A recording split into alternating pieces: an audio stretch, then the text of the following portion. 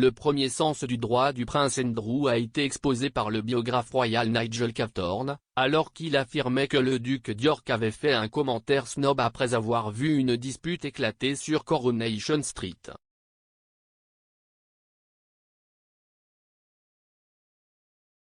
Le duc d'York a connu le pire début possible en 2022. Il a été condamné à un procès civil aux États-Unis pour des allégations d'agression sexuelle, ce qu'il nie avec véhémence.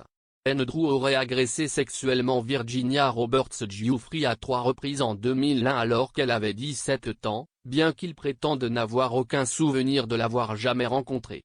Madame Giuffre est une victime présumée du suivi sexuel du pédophile condamné Jeffrey Epstein, avec qui Andrew a déjà partagé une amitié.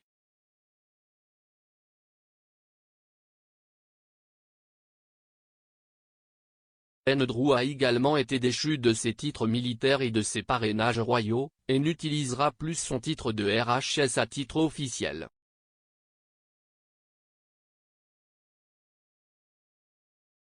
En plus des nouvelles récentes, une série d'anecdotes embarrassantes sur sa personnalité en grandissant ont été découvertes, y compris celles dans lesquelles il aurait démontré un sens du droit dès son plus jeune âge.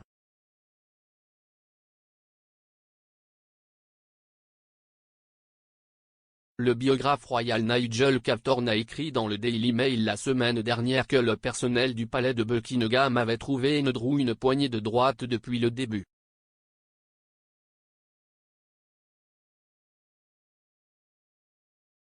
Monsieur Cawthorne écrit une nouvelle biographie sur le duc d'York et s'est entretenu avec un large éventail de sources avant la publication.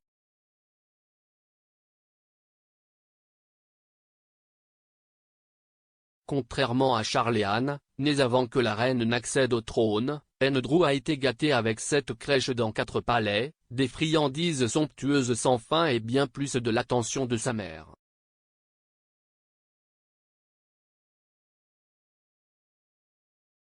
Andrew est apparemment devenu trop conscient de son privilège, comme Monsieur Cawthorne l'a clairement indiqué.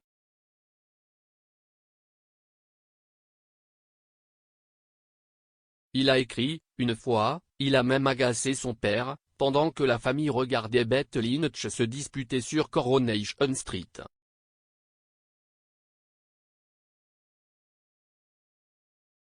Oh mon Dieu, regardez tous ces gens ordinaires, a crié Andrew.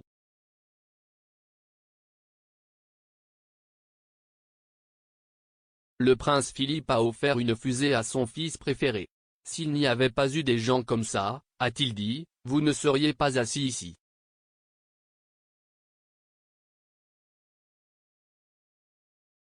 Andrew, selon Monsieur Cawthorne, a été surnommé Baby Groomling par la nounou Mabel Anderson, en raison de ses crises de colère et de son obstination.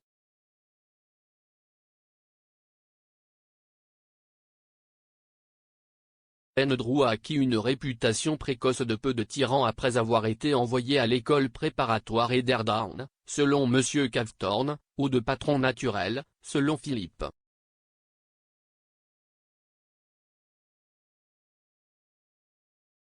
Après son 13e anniversaire, il a suivi les traces de son père et de son frère aîné, le prince Charles, en partant pour Gordonstoun.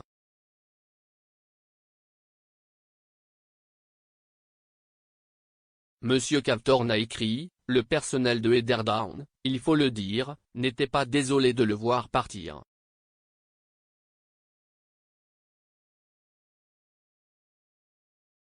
À Gordonstoun, le duc d'York n'a pas excellé sur le plan académique, ni dans le sport, et aurait été surnommé The Sniggerer par ses camarades.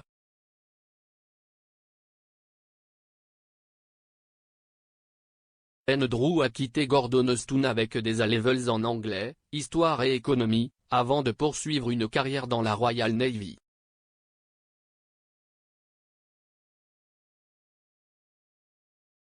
Il était inscrit au Royal Naval College de Dartmouth et aurait irrité ses collègues dès son premier jour.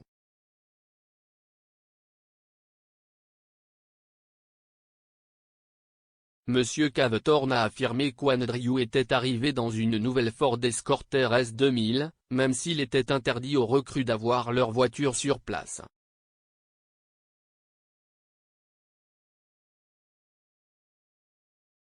Il a ajouté, même les rangs les plus élevés ont été quelque peu déçus.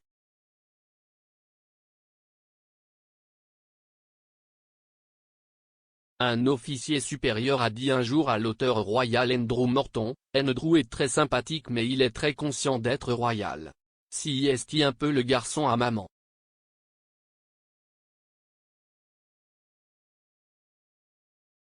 On ne pourrait jamais dire ça de Charles. Et, Charles, ne parlerait certainement pas de conquête féminine.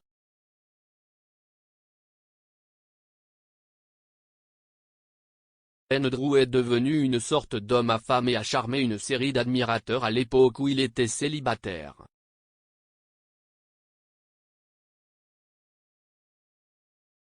Pourtant, le charme semblait uniquement réservé à ses admiratrices. Un assistant a déclaré à Monsieur Cawthorn, « Je l'ai vu traiter son personnel d'une manière choquante et épouvantable.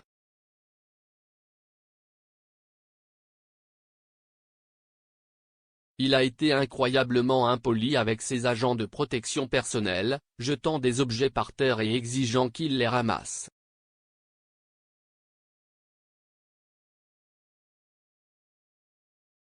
Aucune grâce sociale du tout. Bien sûr, si vous êtes une femme aux cheveux blonds et aux gros seins, je parie qu'il est tout à fait charmant.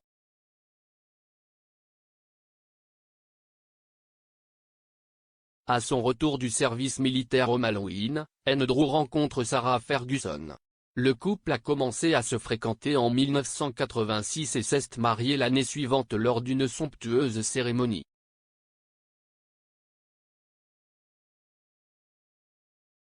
Malheureusement, ce ne devait pas être le cas, car ils ont divorcé une décennie plus tard.